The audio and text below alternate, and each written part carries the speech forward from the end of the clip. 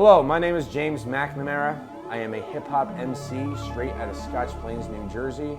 It's better known as Dirty Mac.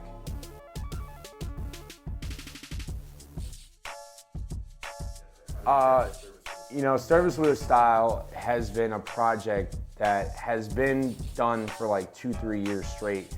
But within that process of recording music and doing material, I was a server in a restaurant, putting himself through college at Rutgers University by himself, no debt, no loans, no nothing. And the album is not so much about the restaurant business or anything particular with the pun of service with a style instead of service with a smile. But I decided that when I did the intro track to the CD, originally it wasn't there. I was actually supposed to introduce it with a specific track as the startup song, but last minute before this project got produced, I decided to do something a little bit more creative. Was working in a restaurant job at the time and decided to take a lot of the audio that was in the restaurant and just kind of record it from my phone.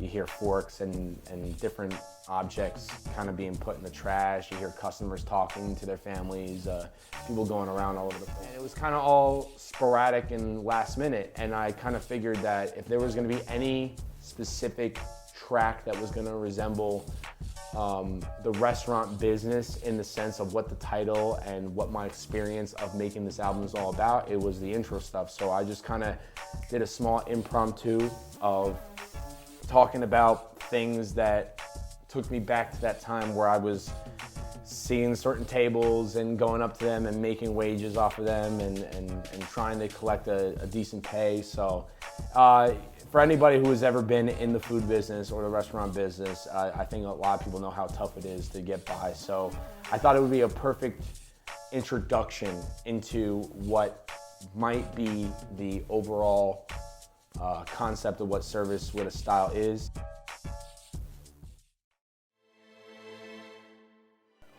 I would say that a lot of the inspiration from Service with a Style came with a lot of soul searching. When you grow up and you realize that this is something that you want to do, you kind of, I know it's easy for a lot of people to say that they rap and that's all they do is go to like a party, spit a verse, freestyle rather. Some people put out a lot of records that have a lot of hot punchlines where they can't make a lot of music.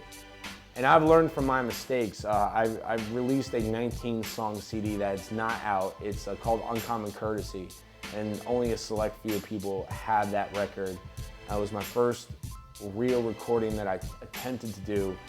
And a lot of what I did with that record, I wanted to make sure that the next record that I did, I learned a lot from all the mistakes that I made with that.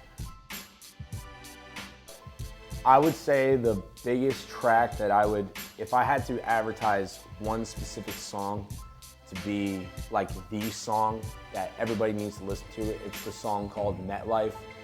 And it's only because that I really reached down in depth in my soul, in my heart, to find the most realist message that I could possibly deliver to anybody.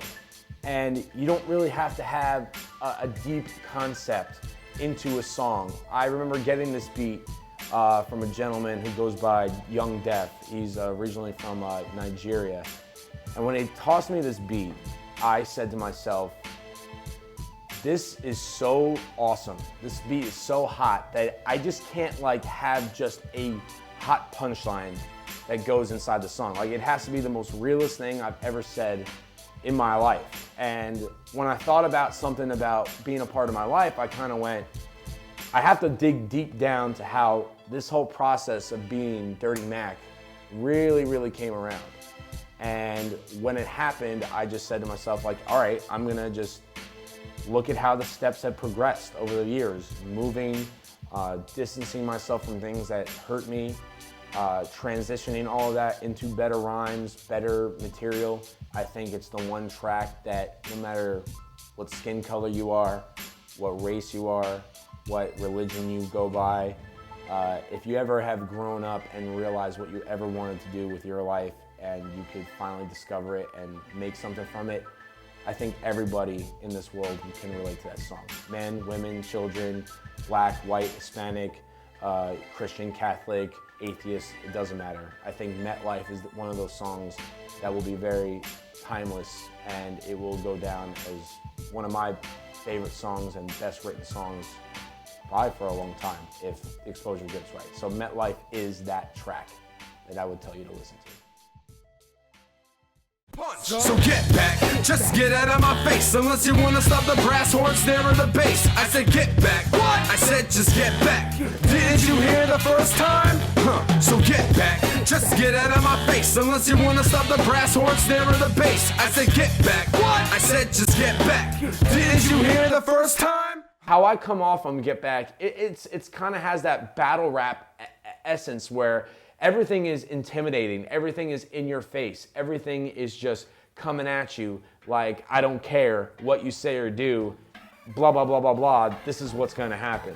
And I think a lot of the times when I write music, that's what happens. I never have been in a battle rap that's online anywhere. I've never done it, but I've respected the battle rapping culture. I feel like I could go toe-to-toe with anybody in a random cypher or a freestyle and just vibe out, because that's what I'm all about. I'm not there to maliciously attack anybody. I'm there to show them, like, you know, if you think that I'm just a regular artist that can't throw a quick freestyle out of nowhere, you're mistaken. Like, I have that on lock, like, no problem. And it's not just some written stuff that I would throw out there. It's some, like, straight from the top of the dome, right in your face. And I always give that intensity in my performances, and it shows in the records, because Get Back to me was just one of those tracks that I came up with a bunch of punchlines, I put pieces together. It kind of has that little fight mentality that comes along with it. It gives you like an intensity like no other with the punchlines and everything that's said. It just really hits you hard in a way, and it also gives a nice hip hop vibe at the very end with the whole beat or beat about it, beat about it, beat or beat about it, beat a bow. And it kind of has like it's not the most like intimidating song in the world, but I also feel like it kind of gave that fight mentality when doing Get Back. It's not aimed towards anybody specifically throughout that whole track. Maybe I make a jab at somebody who was working somewhere at one time, maybe, I don't know.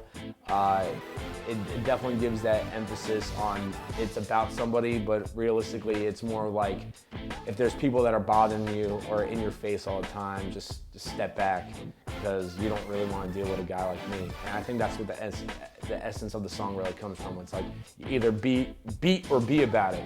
You know, get lost, or if you're gonna say something, say to my face kind of thing. So it wasn't made for just one specific person. It's just to tell everybody, hey, if you're gonna talk crap or if you're gonna do something, bring it.